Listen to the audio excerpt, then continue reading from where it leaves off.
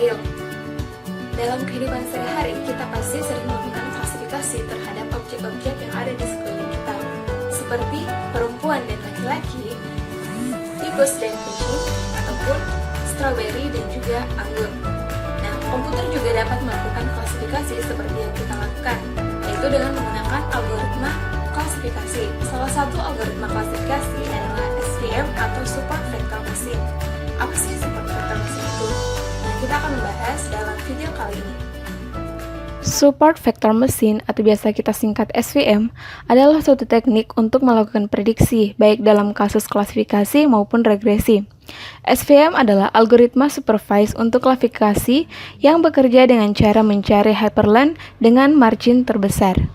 Dalam membuat SVM, ada 3 hal yang harus ditentukan, diantaranya adalah support vector, hyperlink, dan juga margin. Support vector adalah data yang memiliki jarak terdekat dari kelas yang berbeda. Data inilah yang akan dijadikan support vector nantinya. Hyperlink adalah garis pembatar antara support vector. Sedangkan margin adalah jarak antara support vector dan juga hyperlink. Tapi margin yang dibuat harus maksimum.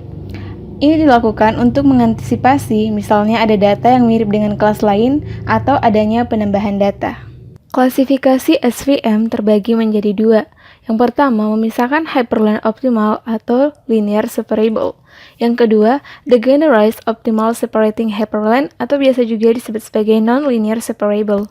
Himpunan vektor dikatakan optimal dipisahkan oleh hyperlink. Pemisahan ini harus dilakukan tanpa kesalahan dan jarak antara vektor terdekat dengan hyperlink adalah maksimal. Dalam membuat hyperplane terdapat banyak opsi atau pilihan garis seperti yang terdapat pada gambar yang pertama.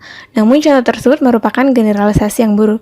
Yang baik adalah yang terdapat pada gambar kedua. Kita dapat melihat garis hyperplane-nya yaitu berada di antara kedua subvektor tiap kelas. Hyperplane klasifikasi linear SVM dinotasikan fx sama dengan vektor w kali vektor x tambah b sama dengan 0, sehingga didapatkan persamaan kelas positif dan kelas negatif. Pada kelas positif memenuhi pertidaksamaan vektor w kali vektor x tambah b lebih besar sama dengan 1, dan pada kelas negatif memenuhi pertidaksamaan vektor w kali vektor x tambah b lebih kecil sama dengan minus 1. Namun, bagaimana apabila datanya tidak linear seperti pada gambar? Apabila datanya seperti ini, kita tidak dapat menggunakan cara yang sebelumnya, karena akan salah dalam klasifikasi. Ada cara yang disebut kernel trick, yaitu dengan membuat dimensi baru. Data tersebut akan masuk ke dalam dimensi baru, sehingga kita dapat memberikan batas antara kedua kelas tersebut dengan membuat hyperplane, sehingga didapatkan hasil sebagai berikut. Ada banyak contoh penggunaan SVM dalam kehidupan nyata. Contohnya, seperti untuk mengklasifikasikan teks atau berita, baik itu film, musik, atau olahraga. Dan juga digunakan untuk mendeteksi keberadaan suatu objek.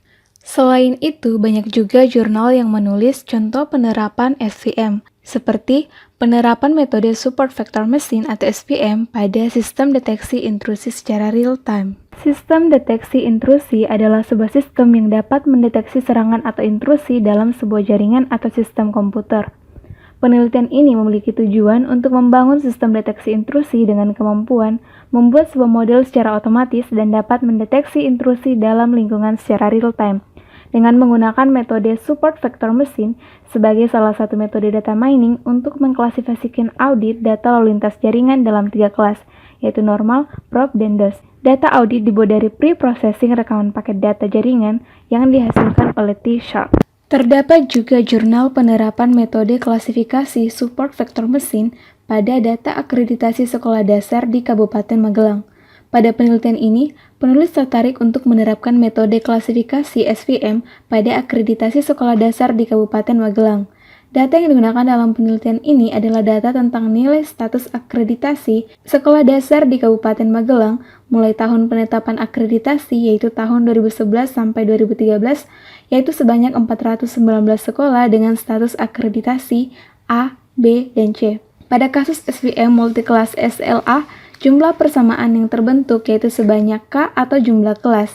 Langkah pembentukan persamaan SVM multiclass Gaussian RBF dibantu dengan software MATLAB 2009A. Hasil dari penelitian ini mendapatkan akurasi klasifikasi terbaik dengan menggunakan fungsi kernel Gaussian Radial Basic Function atau RBF. Demikian penjelasan dari saya, kurang lebihnya mohon maaf, and thanks for watching. Bye!